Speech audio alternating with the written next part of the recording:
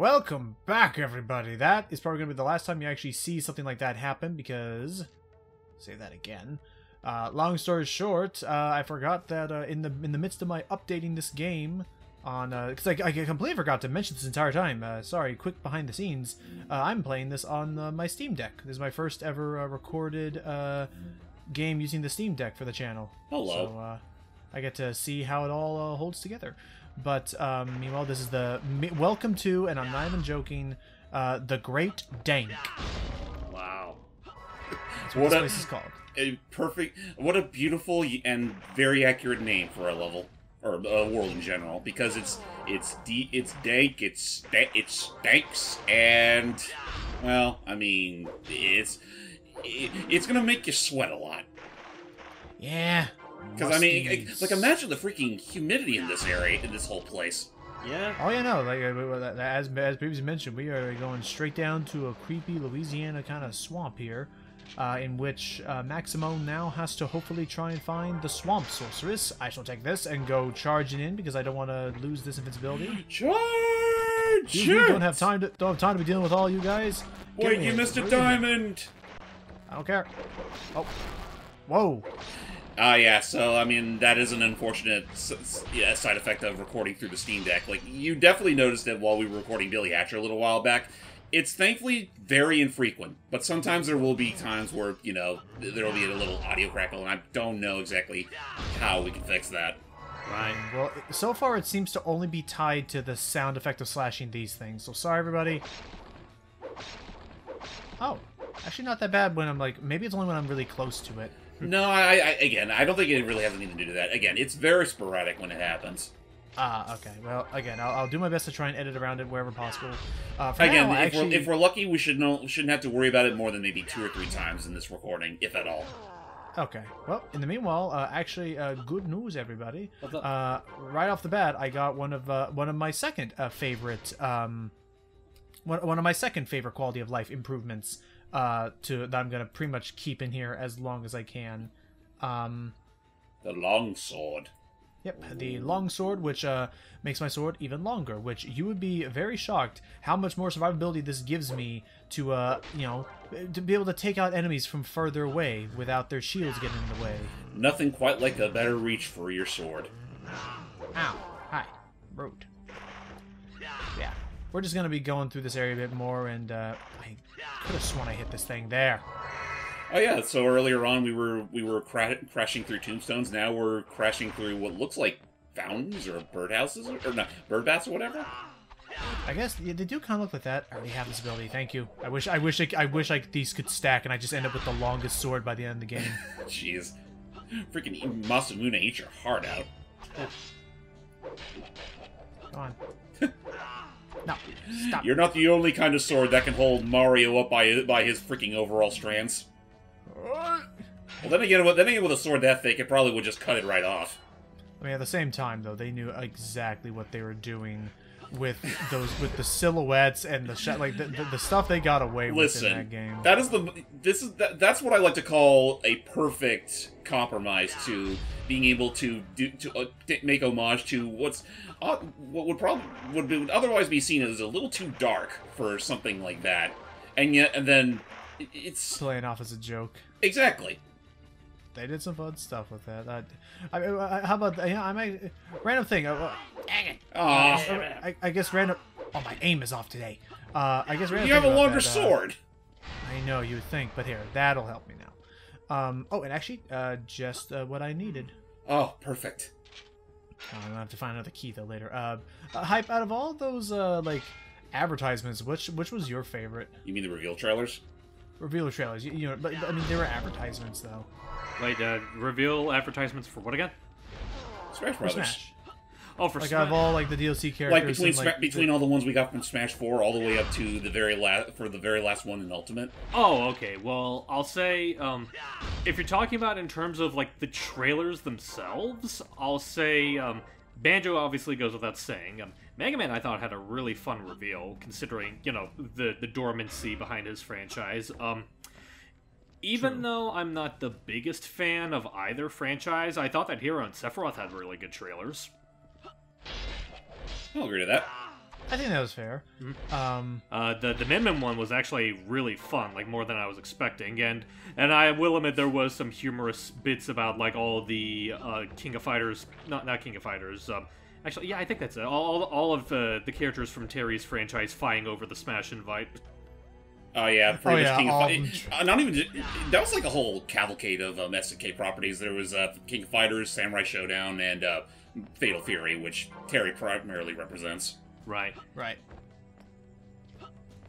Whew, finally. Just yeah, no, that was definitely fun. Even though it hurt my heart a little inside, knowing there was at least that one of those characters I would have loved to have seen as a proper Smash fighter. That was the one with But the alas. fountain, right?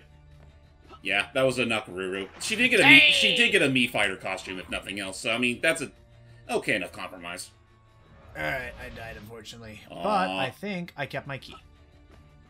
Also, I guess, funny coincidence considering that, the man this guy is taking his cues from Sir Arthur also got a Mii costume. As we no doubt saw earlier. I would very much like to see them like return though. Like, we all know like, Smash is not dead. I know we'll likely get a new installment maybe 10 years from now. But I mean, at the same time, it's also like I wouldn't mind if they take a good long break after the freaking powerhouse that was Ultimate. Yeah. Let's get ourselves a little upgrade. Meet a kind of a sneak peek, but meet our second buffing weapon, Light Blade. Ooh, it Nice. literally it turns our sword all glowy and stuff. I assume this thing is pretty much a one-hit kill to most enemies. At the moment, at the level we're currently at, heck yeah. No, this is definitely going to be a much-needed power boost, which is just the thing that we need, because now we gotta deal with gators. Alligators! Give me that shovel. Not just any alligators, but dead alligators. Yeah, zombie gators.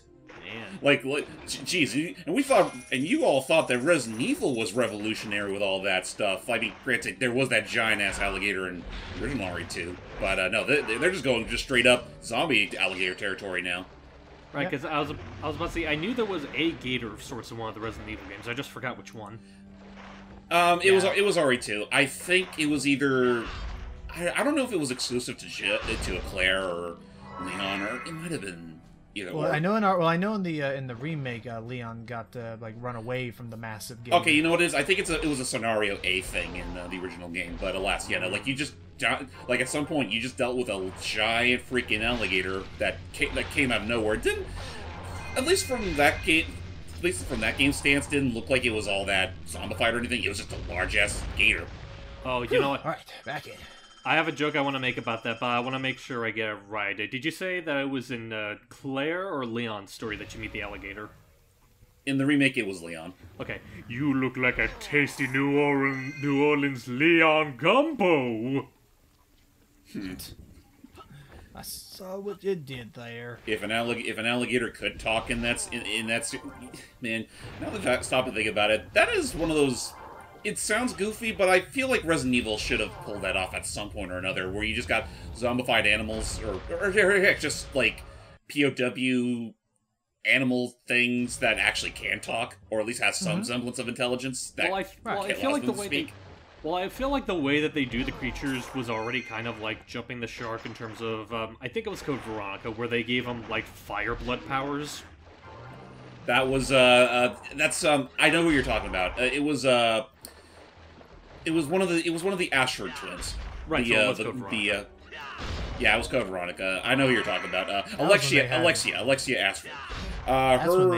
One of her primary, like later on in the game, she just turns into this straight up magical. Okay. Just weapon of mass destruction, where literally she just slits herself, drops her blood, and it suddenly turns flammable. It was and it was a weird era. It was a very weird era, and it surprisingly was actually what's the word I'm trying to say? It actually gave Wesker some work. Yeah. That's right, because that was the one that like either reintroduced him or introduced the fact that he had a sister or something like that. That was pretty much the game that confirmed that pretty much just that was pretty much the game that just told us, hey, Wesker's back. He survived his little puncturing of the heart from that tyrant in RE1. Yeah. And that's basically now how he himself has become a ooh, what's this? Gold Seeker. Downward Strike activates this ability that can uncover buried treasure. Oh, nice. So basically this now allows me to, while doing this, it will unearth that shockwave. Basically, before I had to... I'm going to say right now, it's not exactly a power-up that I need to hang on to, so I'm just going to leave it where it is. But basically now, whenever I do this, the shockwave that's emitted has the ability to unearth treasure chests where normally I would have to jump around and stuff.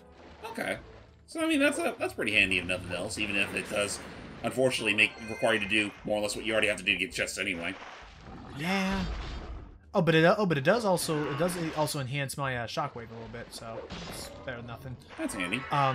Beyond that, I guess now that we're on the topic, there is another thing we need to be careful of, which is that while we are out and about here, we will actually find abilities that, like, say for instance, the Shield of Midas here, or again the Gold Seeker abilities. Some of these you can only have one of a particular type of ability equipped at a time. So say if I were to find another ability for my shield, it would replace the Midas one. Okay. I mean, is there any standout examples of that? I think they call it the Shield of Storms, which basically it is handy in its own way, but what it does is it allows me to, whenever I hold up my shield, release a gust of wind from it. That can push enemies back to give me some space. That's not too bad. It's not too bad, but whenever I'm given the chance, I always prefer the Shield of Midas, just because it. Like, look at that, bam, just picked up. Don't gotta. It's a quality of life decision. Mm-hmm. Let's see what's in here. I wonder if they expand upon that at all in the sequel, because I haven't played that game in God knows how long. Barely even gotten very far in it. All I know for certain about that game is that, for one, it actually gave us camera controls, and secondly, I think Maximo's overall mobility was slightly improved upon. Well, which I'm up for that, because not for nothing, my biggest complaint I would have is that sometimes when taking young Maximo here around some of these corners, I'll take that back though, thank you. Sometimes his ankles are not as spry as they used to be, and sometimes like he kind of takes a little bit to like turn around. Also, now that I have a energy buff again, I can show off. Are you a mimic? Yep. Yep, you are definitely a mimic. That's okay. Take your time. That is a key, but I'm not gonna deal with that right now. Yeah, that's a pretty steep jump. But I will show off this new ability, which is that now that I currently have a buff and the fireball ability, if I press the heavy attack button twice. Ooh. I actually projectile it. Nice. It looks like it costs a lot of energy, though. I just have to be... Oh, my God. Oh, Oh, hang on. Doom Strike. Nice. Okay, what's in here? Something useful? a chest? Nope. And when You you open know, up- I'm all out of keys now. You open up a door with a key to find a chest you need a key for. Maybe we should Well, take up that platforming challenge after all. I mean, I got it. This is the only way. I'm just gonna have to do some backtracking now. Oh, no. But one thing I will definitely say regarding this game, which I do kind of like, though I can also see people finding a little disorienting, is the way it's... I don't know whether to blame it on the camera work or just the overall level geometry in the first place, but how twisty a lot of the terrain looks. I mean, I'll say right now. I mean, it's always interesting to me to have, you know, fun. Like if all this was just flat. If all this was just flat platforms, flat terrain, like, you know, it wouldn't be exciting to run around in. Like, I always like the opportunity to, like, take a small area. Thank you. Not bad. Take a small area and really make the most of it. Like, I love this here, where it's like this platform is a whole water wheel system that every gear makes sense. Every like platform makes sense of why it's there, and you know. I mean, it's also just a matter of how it's all positioned. Because, yeah, no, like you said, if it were all flat, I mean, flat terrain, it's really just that. It's just simple flat terrain. But it's also, like, it's very twisty. It's very twisty, very crooked in so many ways. And I think that's kind of why, I don't know, I kind of like how this game handles it. Because there's not many games that actually try to be this daring. It's also to such a point where, thankfully, Maximo's footing is just good enough where you never feel like you're about to, you know, lose balance. Yeah. Okay. Oh. But yeah, sorry. I'm so sorry. Earlier you were about to say something. Wait, was I? Yeah, I was when we were talking about this and the platforming and the level design and stuff. Yeah, you know what? I think I was about to bring up something, but I think one of you two brought it up anyway. What was that? It was about like the twisty turningness of this, basically the entire game. Right. Yeah, I get you. Just no, it's got a unique charm to it. Even if I get the feeling that I can understand that people might find this a little too disorienting. Yeah. I mean, I will give it credit that like so far like the auto camera has not led me astray too much. Worst case scenario is that I have to manually adjust if I know I'm gonna like if I want to make sure I'm like angling myself properly. You do have more directional control than Sir Arthur, but and you can actually control your jumps. Oh no! Uh-oh. Now you're renewed, man. Who can do that somehow? Basically, whenever I attack, I just do this. Can you even hit anyone with that? Done. Didn't look like it. I get the feel.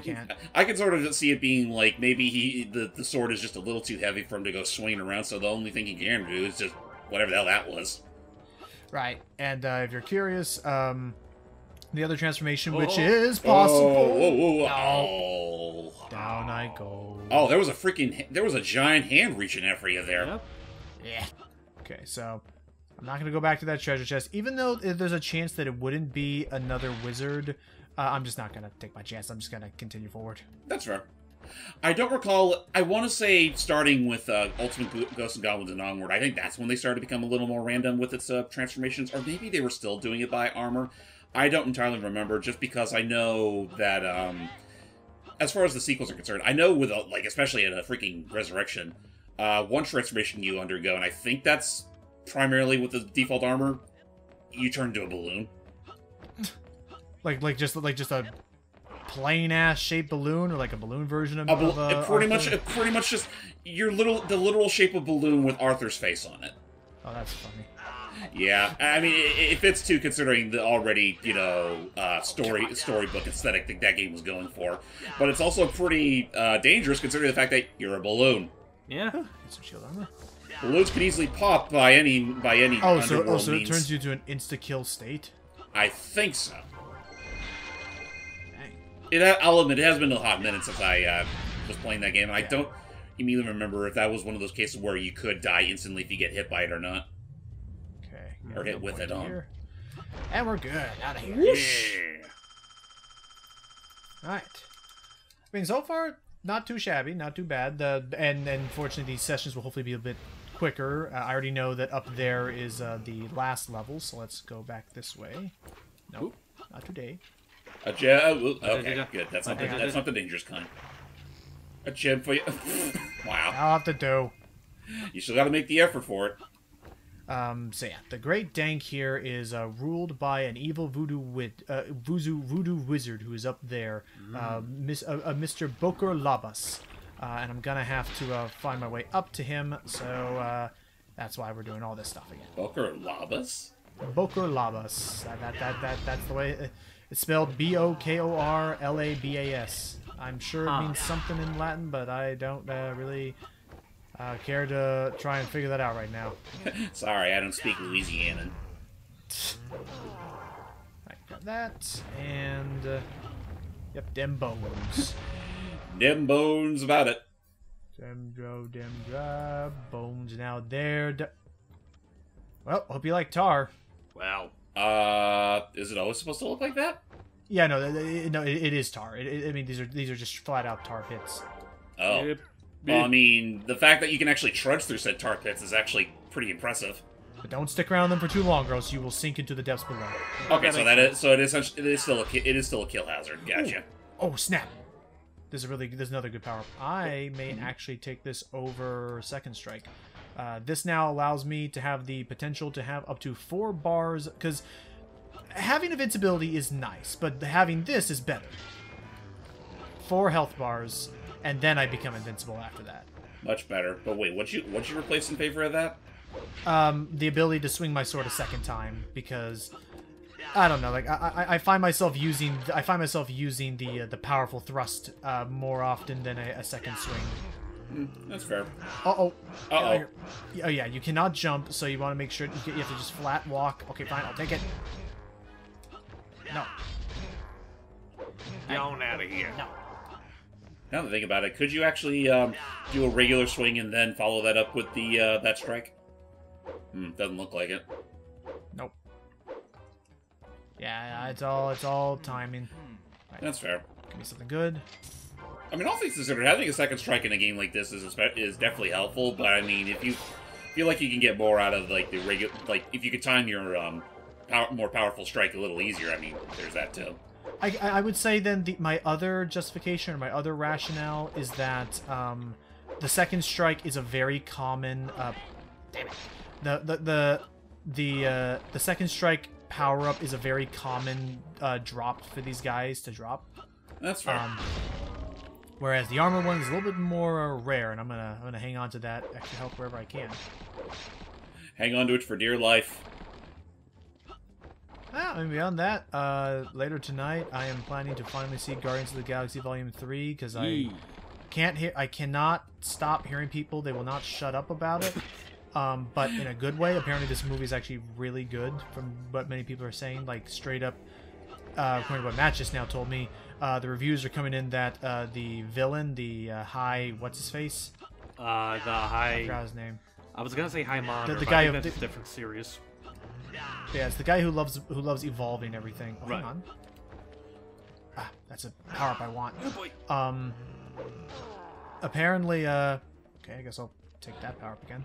Apparently, people are saying that his characterization and what he does, like as a villain, is like on par with like Thanos, like in terms of like being a good villain. Good, Oh, nice. that's good. I know eventually I'm gonna try to see it with my folks because I know my mom's a big MCU fanatic. So what do we just pick up there? Mask of Sorrow. The wearer of the mask will temporarily possess the power of the underworld's fiery pits. While the wearer's very touch becomes a deadly weapon, the mask's power cannot be used against a boss. Okay, so basically, it looks like if ever I get full armor again, I not only will become invincible, I will become like very powerful as well, like Inferno like levels of power. Gotcha. Not really something I'm gonna like invest in. I'm not gonna really invest in hanging on to that power up right now because like I mean, look at me. I don't think I'm gonna be hitting maximum armor anytime soon. Not real. Oh, yeah, not really. I mean, unless you get lucky, find another one like literally right around here. Fingers crossed.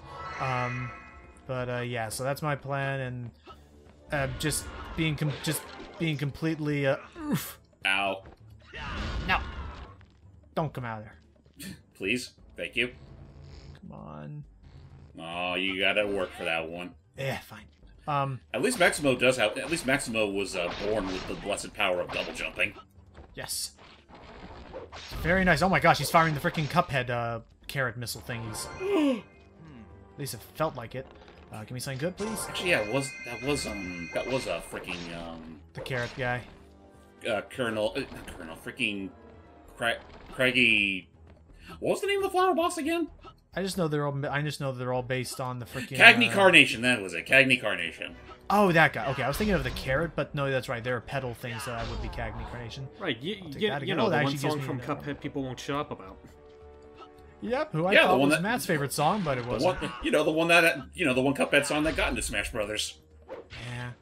Even though Like, there's not to some say others- I don't mind it. I mean, I don't mind it. I still think it's a really good song to even like do one where I wouldn't mind. Oh, jeez. You almost turned into an old man again. Wizard. I will say that does bring up like a two-part question, if you guys don't mind humoring me. First off, what do you think it is about that song that everyone deems as like their top-tier favorite song from Cuphead? And two, if you did have to pick a different song that Cuphead would bring into Smash, what would you personally pick? I think it's the matter, as far as that first question is concerned, I think it's the matter that it's probably one of the more unique songs in the game, because there's not too many Samba-themed pieces in the whole game. I'm just saying they should have waited until the Delicious Last Course came out because the songs in that DLC are bangers. They're a lot more diverse. Yes, they are. But I mean, that's also true. But yeah, no, I guess if I was to pick a track myself to add into Smash Brothers based off of Cuphead, I'm one of those weirdos that likes that I think one of my favorite songs is what was it called, the Marine Corps. Oh, yeah. The one that involved Werner Vermin. Oh yeah, that's a fun. I mean, that's a very fun one. That was one of my favorites. But I think actually beyond that, I would probably say, like, if I was to pick one for Smash specifically, it would have to be a toss-up between Carnival Kerfuffle and the one fight involving the Frog Brothers. Oh yeah, I love honestly. that song. Oh yeah, that's a good. Yeah, something like that, like with a tone like that. That's what I think would fit Smash the most. Hang on, we'll get to provided I don't take damage, we'll get to see what the Mask of Sorrow does. Let's see. Assuming you don't take a shot. Ooh. Now you turn Watery. into a. Hello there. Hey human, I have not seen you in a good age. We gotta get around to that at some point, you know. I know, we do. It's just. Listen. I see. It basically literally makes me a Star Mario where I can run into things and they die. Yep. Well, not just invincibility, but also just straight up like proper invincibility, where we're just running into an enemy, kills them. You're essentially a god at that point. But yeah, I was gonna say, freaking Undertale's gonna be a freaking hard one to set up for because most if not all of us that are still doing all these recordings are gonna have to be involved in some way or fashion. Yeah. Yeah, that means we're gonna have to drag Gui away from the horse. I feel like Undertale's one of the few things she's willing to distract herself from the horse for. Then I know deep down I think she still wants to be the one to conjure up a cast list for us for that game. As far as I know, yes. Because she wasn't too fond of the one I gave her earlier. I'd have to go back because it was a long time ago. So I mean, it's not the worst thing in the world. Fine, let's go. Whoosh. Alright, they threw quite a lot of enemies in that little last gauntlet, but in such a very enclosed space. Okay, now we just have one more level left. No, get away from me with those squeaky boots. Like, you heard that, they had like that freaking like... Could the world's greatest knight do this? Oh, this? Oh, this? And this, and this, and this, and this, and this, and this. Shame that Wally Winger never supplied his talents to SpongeBob at any point.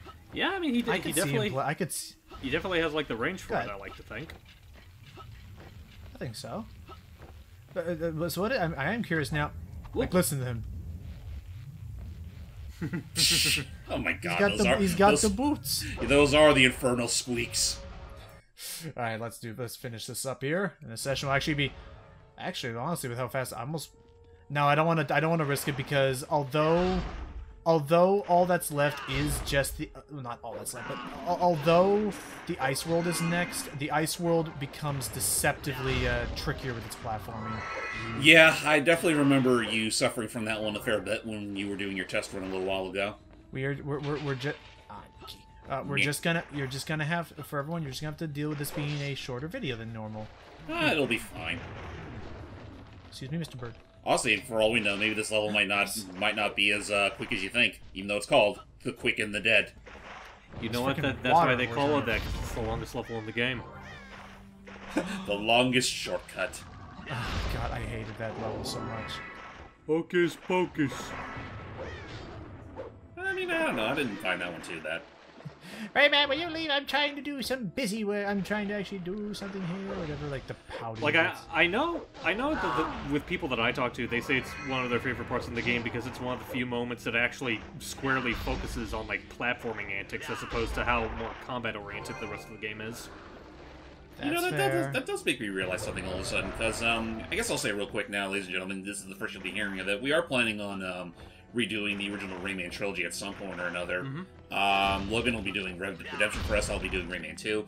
Doug has dibs on Rayman 3, and he's already, edited his footage, and I think he's in the process of subtitling it. I believe so. I mean, considering that the original release didn't have subtitles, I mean, all the more power to him for doing it. I'm actually wondering which version of the game he actually did record, because, like... I think he just emulated it. Well, obviously he emulated. I'm just wondering if he went with the PAL release, considering he's from he's from Yale, Scotland, or if he decided to go for our version, which was the NTSC version, which was the version that gave us John Leguizamo's Glow Box, for better or worse. Oh, that's right, because I forgot that he did technically have a different voice in the PAL version, which I think you can still hear in the American version, just in like the cinematics. Yeah, in the cinematic cutscenes, that's when you can hear that original voice. And I'm that's not right, gonna, where it gets I'm all not- that's right, where it's all squeaky and stuff like hey Rayman, where are we going or something like that. Yeah, and I mean, honestly, for all it's worth, I actually kind of like that voice in particular, just because I don't know. It's obviously not just John Leguizamo doing a voice for Glowbox. It just felt like a voice that would like if Glowbox were to have a voice all his own. But I just okay. I don't know if I'd want it to be as squeaky, but otherwise I do get what you mean. It's not too squeaky if you hear some of his other performances, like some of those commercials that they released for the game in Europe. Okay, if that's the same actor, then yeah, that I wouldn't mind. But see, I also liked oh, fireball. But see, I also liked things like oh hey, I found a locked chest. Ooh, nice. Well, do you have a key to open it up? Wait a second. Get that. I just still like the sounds that he made back in Rayman 2 when he was like more deep into like and silly. Ooh, unlocked. Believe it or not, Frostblade is actually a little stronger than Lightblade. Really? Yep. It's a little bit odd. I don't know why. I think it's because it does this. That might explain something. Yeah, that'll do it. Whoops, I accidentally used Doomstrike, then he dropped Lightblade, and then I picked up Lightblade from him, so a lot happened really quick. So I hope you all appreciated the little preview of Frostblade. It's going to be a while to see that again. Rest assured, hell will freeze over again next session. Also, I gotta say, it's very fortunate that even though you summoned a lightning bolt in this very clearly flooded area, that it didn't have any repercussions on you.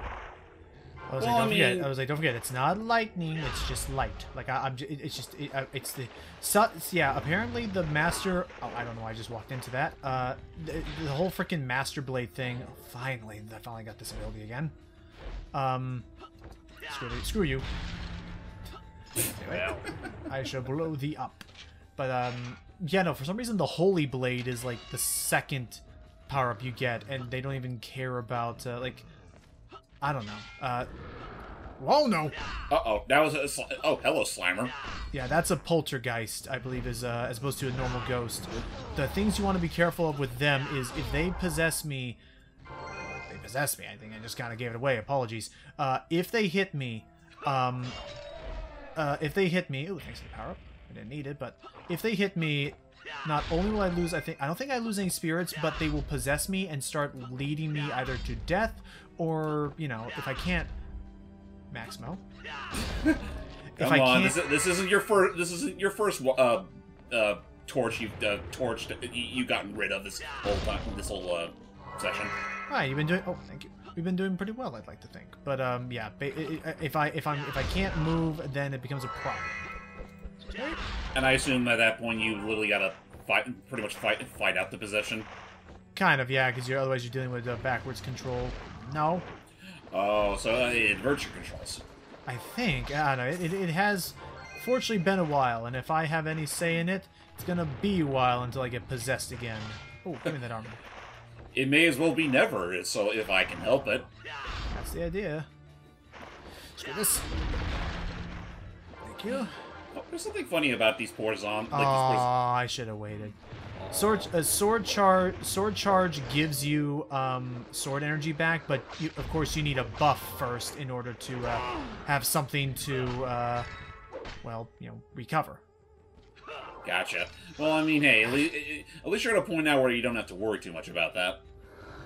You can save your money up for something else. Yep. Oh my gosh, hang on, this is annoying me. What's wrong? Had an itch in my ear under my headphones. Oh, I fucking hate that feeling. Alright, good to go. Anyway, another checkpoint.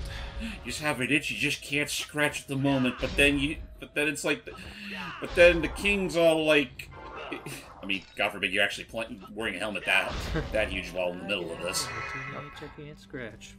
That's right, here we go. Okay, one of my least favorite parts of the level, to put a checkpoint right there, because they know that you're going to probably die here. A bombless pit, and you gotta play Frogger, young man.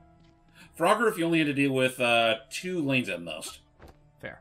And that I tell you, just do that. I never admitted to being good at Frogger. Hey, look at it this way. At least this isn't the PS1 Frogger. For what malice that's worth. It should be noted, I didn't even, upper strike, there we go. It should be noted, I didn't even install Frogger on this. I installed Frogger 2, Swampy's Revenge, because I liked that one. It became more story-based, but did not care for Frogger 1 on PlayStation 1. Well, to be fair, like, I feel like you won't have as big of an issue nowadays, considering save states exist. Suppose that's Which is fair, but it's also, like, even then, save states can only help so much, especially in a game that, you know, the trial and error in that game is borderline absurd. I mean, that's fair. I'm just saying nowadays you have options to minimize that frustration. Okay, let's just run it. That's true. That's true. I'm trying my best not to rely on save states with this, and I like to say I'm doing okay-ish for now, but oh my gosh, die. Because I'm just seriously die again. Because I'm just gonna say that, like, if that's like, I get where that frustration comes from, but if we're gonna adhere to that frustration, then we probably wouldn't have been able to cover the Ghosts and Goblins games on this channel to begin with. That is a good point. Yep, but again, this game I would like to believe is not as frustrating in a number of areas. I just need to. Oh, this one with 2. Yeah, it seems it does seem a touch more fair by comparison, even though it still throws a lot at you. Right, but I think it understands. Thankfully, it gives pity on me because it understands I'm in 3D, not 2D, so it has to give me some leeway. What's over there? Just a spirit thing. I don't need that. Let's just go. You got plenty of coins. You're good. Yep, 8 continues. I have currently 50 I have 40 lives worth on me. And you're not going to lose all of them anytime soon. Thank you for the armor upgrade. That's just what I needed. But yeah, mainly for me, I'm actually like really. Oh no! Okay, break the spawner. Thank you. Yeah, no, I'm mainly like looking forward to Guardians Volume 3 because it's like as it stands right now, it's the one MCU movie after the Infinity Saga that I'm the most like legitimately looking forward to. I just realized something all of a sudden. What's that? These skeletons aren't actually wearing pants. Like, they're not, like, actual pants. They look more like, just actual, like, I don't know, skirts or whatever. Oh. Like tunic kind of stuff? Yeah, like, kind of like a tunic. Huh. Because they look so torn off, they couldn't count for pants. I thought I could make it. Okay, now time to do the cannonball run. Oh, if only poor Maximo learned the glory of ledge grabbing. Cannonball run, cannonball run, cannonball run. No fear, no fear, no fear. Some fear, maybe some fear, a lot of fear. Oh lord, okay. Too much fear. Too much fear. Actually, it's funny thinking about, because I think out of all, like, between Maximo and Ghosts and Goblins, there's only one game that I can think of where Arthur was able to ledge grab, and that was with the Ultimate. The PSP one? Yeah, the PSP one. I mean, I did literally the only time. I mean, I didn't think the PSP one was bad. I think the main problem you told me that it had was that it had a lot of backtracking. Yes, because basically that game. Well, basically what that game does is that in order to get the best ending of the game, or you need to beat the game in general, you need to collect a certain amount of gold rings. I did it. I see. Yeah, I mean we're so close to the end of this thing, and the session's going on a decent amount. Oh yeah, it's already broken. Nice. Give me that free 1-up that I totally earned. And turtle shell. Oh.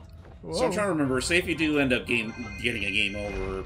Yeah, I mean, I honestly forgot it. Did we game over at all the last session? No. Nope. But if it should happen, all that will happen is I mean, it's not like the game is going to tell you, do you want to use the coin or not? There'll just be a unique little cutscene that plays where we get to see Rocco the Reaper again, and he will show up and take one of our death coins, and then back up we go to whatever checkpoint we were at. Okay, so they don't automatically. He doesn't like make you respawn you like in the hub world or whatever at the very beginning of the level. Oh no! Thank goodness. It's right, just so the way. Things. So now the way is up. Oh, let's go. Hang on. Actually, yeah, better be safe than sorry. In case this whole frickin' save state thing happens again. So, we shall spend some coins. I got them to spare. So yeah, this is also how you could spend them to teleport to previous hubs. Yeah, just save. Thank you. Kind of a very not gonna lie, I figured there'd be a little more pizzazz to that, but oh well. Well, especially because the fact that, like, again, unless you read the manual, the game never even tells you about that, like, pawn thing unless you explore and find it yourself. Yeah. And up we go to fight Bokor Labas, Time to find ourselves a witch doctor. who I think may also be voiced by Carlos. I don't know. Let's see. He's a little voodoo doll of me. Hello, Mr. There it Oh, boy. Oh. Oh. And then God. he shrunk my head. Oh, he shrunk all of us, and now he got big steps. unfortunately, I can't just hit him. He'll separate, and we need to... Fine, which one is it? Pop 'em. Find the real one. And all the... But first, take out all the mini-me's he just spawned. But yeah, no, it's like... Honestly, it's weird in a game like this. Suddenly, we just get a boss that's just a straight-up witch doctor. Yeah. Oh, yeah. I Not remember just any kind of witch doctor, but the kind that you'd see in your typical New Orleans specials. Alright, let's see what we got. And yeah, Like, whichever... are we sure we're on the correct time? He's in the correct time period? I don't know, but I will say, I remember his concept art being pretty cool. Where is he? There he is. There you are. Come on. And... Come on. Come on. Oh, come Really? on. Again, the Famitsu artist, I mean, usually does no wrong. Come on. Okay. Dang it. Oh! Ow! That hurt. Jeez, That hurt. he pinned the armor out of you. There. Now then. You're gonna hold still. This guy is just Gotcha. so rude. There we go. And yeah, and do note, that the oh boy, oh jeez, be mindful. He can actually aim that. He can actually aim that spell of his very well. So I see. He's definitely putting on more of a fight than Ghastly Gus did. Okay, keep moving. And do note that jumping is faster. But yeah, do note that these enemies actually do have a legit health bar of sorts. In that they will actually take more damage depending on If you're big or small. Well, not only that, but like depending on what kind of strike you hit them with. Gotcha. Okay, this is unfortunately not ending up as well as I thought. I think I'm gonna die here. Yeah, here we go. Man, this boss Fire? is obnoxious. Oh! Oh, you Oh, that didn't wasn't die. too bad actually. He just set my buns on fire.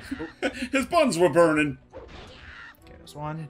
Nearly tarnished your very fashionable POW boxers. Oh my gosh, come on. He's taking Maybe Oh a my jump slash would be better. Oh boy. And there he goes. Gets an ass beat. Okay. Well, I mean, it could be He worse. didn't do damage to me. I just need to like dodge now some shooting. He fired the, he Ow. I was about to say, he pretty much like I forget the proper term, but it's like he shot ahead of where you were gonna jump. Oh yeah, he leads his shots Leads very well. it, that's it. Also, yes, I do appreciate the detail of all of the voodoo dolls having the boxers. Yeah, that is Spawn. funny. But they're not our kind of boxers anymore. There we go. And corner. That's Nice. There you go. And dead. Finally. Which actually is really good. I just actually skipped a phase because if he gets like super low health, he can summon up to 7 of them. And hello, Oh. Swamp Sorceress. Yo. I almost thought the game froze. King Maximo, All right, we're good. thanks for killing that little toad. You're welcome. It's not over yet. This magic should help you out. Give me another upgrade, thank you. Thank you very much. There'll be a Oh, I wonder which one I'm gonna give me the armor. Please, I don't want to feel as naked as you are right now. No Oh. offense. still imprisoned. You must free them. You better is. get going. Yep, it is time to approach the frozen tundra. Meanwhile, Actually, wait. Do we even have another cutscene with everyone? Let's I see. believe we do something. Oh, Nope. right. No, it doesn't We're happen. Sorry, Achilles. We're gonna have to skip out on you for one world. Yep. Welcome to Shiver Me Timbers, a Nordic pirate frigid wasteland. They waste no time in jumping right into the fray. No so kidding. be wary for some truly tricky puzzles and platforming, but that should be next time. So stay tuned, everybody. We'll see you all next time. As soon as we get better, more climate-appropriate attire to wear. Mm-hmm. Take care.